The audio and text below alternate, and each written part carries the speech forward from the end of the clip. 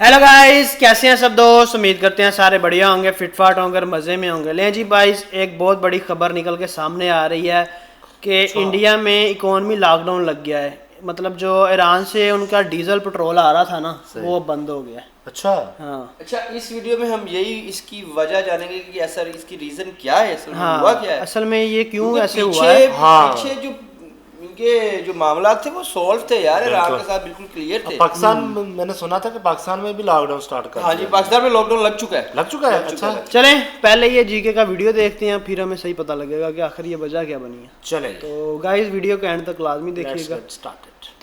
एक तरफ पूरे भारत में इस बात का डर फैल चुका है कि कहीं फिर से कोरोना जैसा लॉकडाउन पूरे देश में ना लग जाए, लेकिन दूसरी तरफ भारत इस स्थिति को संभालने की पूरी कोशिश में लगा हुआ है और पिछले 24 से 48 घंटों में अमेरिकी और इजरायली हमलों के बीच हालात इतनी तेजी से बिगड़े हैं कि अब यह सिर्फ एक क्षेत्रीय युद्ध नहीं बल्कि एक ग्लोबल संकट बनता जा रहा है। और इसी के बीच दुनिया के कई देश बुरी तरह प्रभावित हो चुके हैं। वहीं भारत की फॉरेन पॉलिसी पर सवाल खड़े करने वालों का मुंह बंद होने वाला है। अब सबसे बड़ा सवाल यही है कि क्या सच में लॉकडाउन लग सकता है? क्या दुनिया फिर से उसी रास्ते पर जा रही है जहां सब कुछ बंद हो जाए?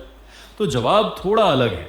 ये कोविड जैसा लॉकडाउन नहीं होगा, लेकिन जो हालात बन रहे हैं वह किसी भी तरह कम खतरनाक नहीं है, क्योंकि इस बार वजह वायरस नहीं बल्कि ऊर्जा संकट है।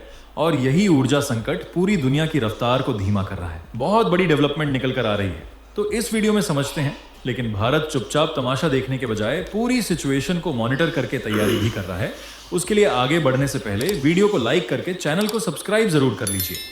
सबसे पहले आप समझिए कि दुनिया का लगभग 20% तेल और बड़ी मात्रा में गैस जिस रास्ते से गुजरती है, वही रास्ता आज सबसे बड़ा खतरा बन चुका है। जहाज़ों की आवाजाही रुक रही है, इंश्योरेंस कंपनियां हाथ खींच रही हैं और कई जगह शिपिंग पूरी तरह से प्रभावित हो चुकी है। इसका सीधा असर सप्लाई चेन पर पड़ा है और अब यही डर लोगों के बीच फैल रहा है कि अगर यही स्थिति जारी रही तो देशों को खुद ही अपनी अर्थव्यवस्था को धीमा करना पड़ेगा। अब जरा खाड़ी देशों की हालत देखिए। इराक का तेल उत्पादन लगभग 70% तक गिर चुका है। कतर के गैस एक्सपोर्ट रुक चुके हैं। यूएई और कतर के कई बड़े गैस प्लांट्स पर हमले हुए हैं और सबसे बड़ी बात यह है कि वहां खाने पीने की चीजों की सप्लाई 70% तक प्रभावित हो चुकी है और कीमतें 40% से लेकर 120% तक बढ़ चुकी हैं। यानी वहां हालात ऐसे बन चुके हैं जिन्हें लोग लॉकडाउन से भी ज्यादा खराब बता रहे हैं। अब एशिया की तरफ आइए। भारत, चीन, जापान और दक्षिण कोरिया जैसे देश सबसे ज्यादा प्रभावित हो रहे हैं, क्योंकि ये सभी देश मिडिल ईस्ट पर ऊर्जा के लिए निर्भर है। कई जगह बिजली की कटौती शुरू हो चुकी है, फैक्ट्रियां धीरे धीरे बंद हो रही हैं और श्रीलंका तथा थाईलैंड जैसे देशों में राशनिंग तक लागू करनी पड़ रही है। यानी धीरे धीरे एक ऐसा माहौल बन रहा है जिसे लोग स्लो लॉकडाउन कहने लगे हैं। यूरोप में भी स्थिति कुछ अलग नहीं है। गैस की कीमतें 35% तक बढ़ चुकी हैं।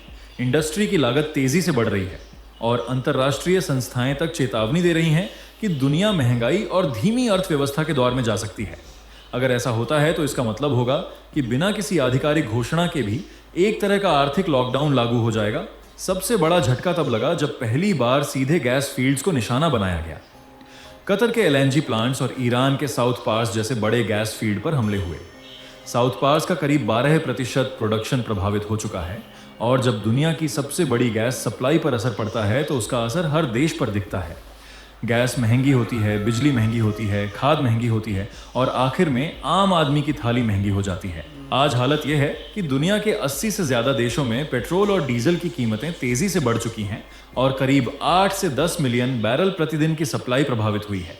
और इसी के साथ एक और दिलचस्प पहलू सामने आता है, अमेरिका का रोल, जिसने शुरुआत में कहा कि वह इस युद्ध में सीधे शामिल नहीं है, लेकिन उसी अमेरिका ने मिडिल ईस्ट में सबसे बड़ा सैन्य जमावड़ा किया, ईरान को चेतावनी दी और लगातार दबाव बनाता रहा। यानी एक तरफ बयान कुछ और दूसरी तरफ एक्शन कुछ और। यही कारण है कि अब पूरी दुनिया इस स्थिति को लेकर और ज्यादा असमंजस में है और लोग पूछ रहे हैं कि क्या दुनिया फिर से रुकने वाली है। लेकिन इसी पूरे संकट के बीच भारत ने एक ऐसी चाल चली है जिसने खेल को बदलना शुरू कर दिया है और अब जो तस्वीर सामने आ रही है वह पूरी कहानी को एक नया मोड़ देने वाली है। असल में देखा जाए तो इसी संकट के बीच भारत ने जो चाल चली है उसने पूरी कहानी का रुख बदल दिया है, क्योंकि जब दुनिया ऊर्जा की कमी से जूझ रही है तब रूस भारत के लिए सबसे बड़ा सहारा बनकर सामने आया है। वही रूस जो अब तक भारत को सस्ता तेल दे रहा था, अब गैस सप्लाई में भी बड़ी भूमिका निभाने जा रहा है और खबरें ये बताती हैं कि रूस ने अपने कई बड़े टैंकर जो पहले चीन और दूसरे देशों की तरफ जा रहे थे, उन्हें भारत की तरफ मोड़ना शुरू कर दिया है। रूस कोई छोटा खिलाड़ी नहीं है, बल्कि दुनिया के सबसे बड़े गैस भंडारों में उसका नाम आता है और अब वह इस मौके का इस्तेमाल करते हुए भारत के साथ अपने रिश्तों को और मजबूत करना चाहता है। आपको याद हो तो यूक्रेन युद्ध के पहले भारत रूस से बड़ी मात्रा में गैस खरीदना था, लेकिन यूक्रेन युद्ध के बाद जो पश्चिमी प्रतिबंध लगे थे उन्होंने रूस की पुरानी डील्स को रोक दिया था। लेकिन अब रूस ने इसका नया रास्ता निकाल लिया है, जहां डॉलर की जगह दूसरी करेंसी में व्यापार किया जाएगा और भारत इसमें अहम भूमिका निभा रहा है। अब सवाल आता है कि यह गैस भारत तक कैसे पहुंचेगी। तो इसके लिए रूस अपने आर्कटिक प्रोजेक्ट्स का इस्तेमाल कर रहा है, जहां से गैस को नॉर्दर्न रूट के जरिए एशिया तक भेजा जा सकता है। इसके अलावा रूस अपने शैडो टैंकरों का इस्तेमाल कर रहा है, जो प्रतिबंधों के दायरे से बाहर काम करते हैं।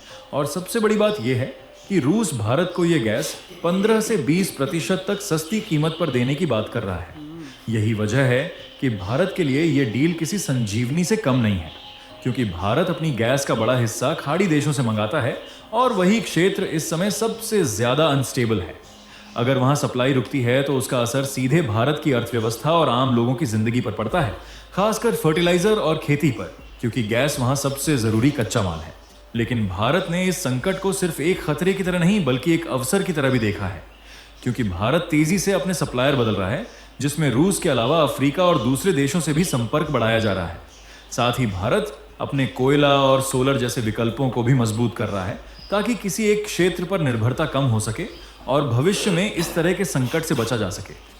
यही कारण है कि जहां दुनिया के कई देश इस समय घबराहट में फैसले ले रहे हैं, वहीं भारत एक लंबी रणनीति के साथ आगे बढ़ रहा है, क्योंकि भारत ने अपने एनर्जी रिजर्व को भी मजबूत किया है, वैकल्पिक रूट तैयार किए हैं और समय रहते ऐसे कदम उठाए हैं जिससे देश के अंदर किसी भी तरह का बड़ा संकट ना आए। और यही वजह है कि भारत में अभी भी हालात नियंत्रण में हैं। अब अगर सबसे बड़ा सवाल देखें कि अगर हालात और बिगड़ते हैं तो क्या होगा, तो असर सीधा आम लोगों पर पड़ेगा। पेट्रोल और डीजल महंगे होंगे, गैस के दाम बढ़ेंगे, खाने पीने की चीजें महंगी होंगी और उद्योगों की रफ्तार धीमी पड़ेगी। यानी एक ऐसा माहौल बनेगा जहां बिना किसी आधिकारिक घोषणा के भी अर्थव्यवस्था धीमी हो जाएगी। लेकिन यहां सबसे अहम बात यह है कि भारत इस स्थिति को उस लेवल तक जाने से रोकने की कोशिश कर रहा है, ताकि इकोनॉमिक लॉकडाउन जैसे रास्ते को ना अपनाना पड़े। और यही भारत की फॉरेन पॉलिसी की ताकत है, जहां देश अपने हितों को सबसे ऊपर रखता है। जैसा कि विदेश मंत्री एस जयशंकर ने भी साफ कहा है कि भारत वहीं से ऊर्जा खरीदेगा जहां से उसे सबसे बेहतर और सस्ता विकल्प मिलेगा। कुल मिलाकर देखा जाए तो तस्वीर साफ होती जा रही है कि एक तरफ दुनिया संकट में घिरी हुई है, कई देशों में हालात लगातार बिगड़ रहे हैं और लॉकडाउन जैसे डर फैल रहे हैं। वहीं दूसरी तरफ भारत इस पूरे खेल को समझते हुए अपने लिए नया रास्ता बना रहा है। और यही वजह है कि आने वाले समय में यह रणनीति भारत को और मजबूत बना सकती है।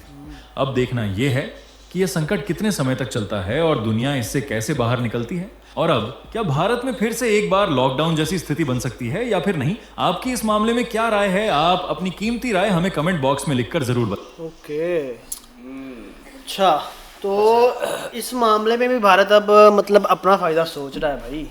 तो वो सोच रहा है कि साइड पे देखे ना, भारत जैसा देश है जी, नरेंद्र मोदी प्राइम मिनिस्टर हैं जी, वो क्या कर रहे हैं, वो हर मुश्किल का जो हल है ना, वो बायतियातर की बी केयरफुली वो उसको सॉल्व करने में लगे। अच्छा, इसमें मेन चीज़ मतलब कि रास्ते का मसला नहीं है। मेन चीज़ ये है कि जहाँ उन्होंने मतलब पावर प्लांट पे हमले किए हैं, वहाँ से गैस का यार, वहाँ से गैस का इशू, यानी कि उनकी जो सप्लाई है ना, होलसेल सप्लाई जब दुनिया को वहाँ से की जाती है, उनकी प्रोडक्ट्स जो है, प्रोडक्शन है, वो रिस्क पॉइंट हो गई है, क्योंकि वो एरिया जो है ब्लास्ट कर दिया गया है, तो कुछ हद तक उसको ब्लॉकेज लग गई है। ठीक है। अच्छा, दूसरी साइड पे वहां से गैस निकल भी गया है, वहां से निकल के जब स्टेट ऑफ हार्मस भी आएगा, वहां से क्रॉस कैसे करेगा, क्योंकि वे तो वही है। बिल्कुल ठीक है।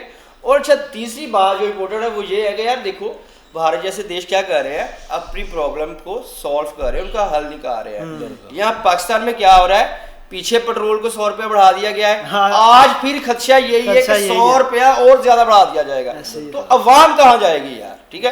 देखिए जी, पेट्रोल एक ऐसी चीज है जो हर जो बंदे की हर बंदे की जरूरत है, ऐसे ही है ना। पेट्रोल के बिना कुछ भी नहीं। ये क्या करेंगे, पहले बच्चों को छुट्टियां एक बार ज्यादा कर दी थी, अब सुनने में आ रहा है भाई कि लॉकडाउन लग रहा है वैसे ही ना, हाँ। फिर से दोबारा जो लॉकडाउन का बात सही कह रहे हैं। देखिए ना, कोविड आया था 19 में, कोविड आया था, लॉकडाउन लगा था, चले वो एक वायरस, तो एक वायरस था ना, वो तो एक अलग सारी चीज थी। दुनिया ने फेस किया, उस चीज को मिलके कर लिया।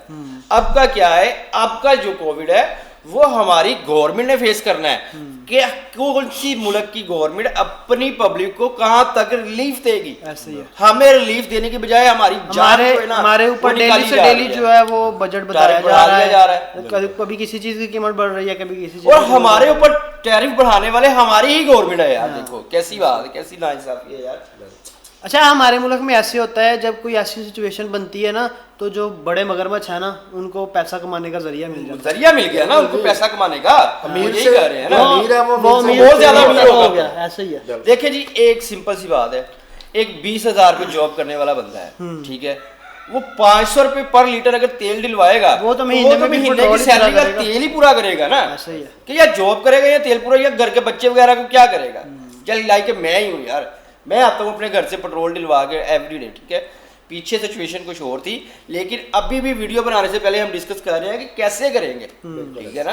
तो ऐसे हर बंदे के लिए भाईजान बहुत ज्यादा मुश्किलात पेश आ रही हैं, लेकिन नरेंद्र मोदी को लेकिन वो फिर भी अपने मुल्क के लिए अच्छा सोच रहे हैं। पाकिस्तान इसमें इन्वॉल्व हो गया, मतलब कि इस्लामाबाद में इनकी बैठक होगी, लेकिन आज फिर हमले हुए हैं।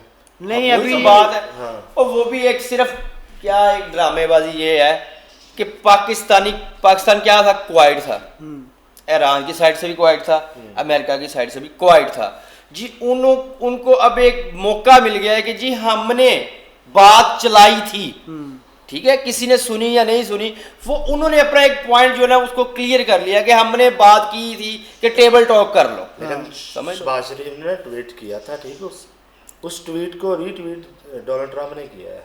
यार मैं आपकी बात मान रहा हूँ, शहबाज शरीफ कौन है?